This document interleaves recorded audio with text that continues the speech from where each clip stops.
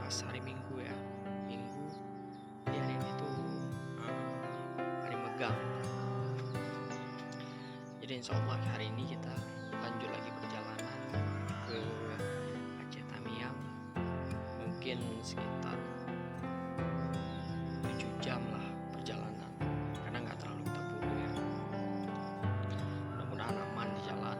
Jadi ini pagi kita bersih-bersih mobil dulu, kita cek sebelum berangkat. Nanti insya Allah jam 9 gitu kita berangkat. Hari ini kita cek dulu, karena kemarin hujan juga kita di jalan.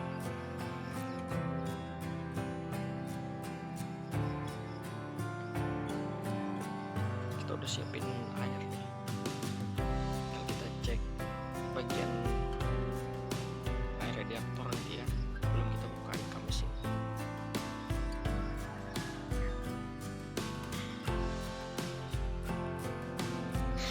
Tapi cuaca mendung hari ini.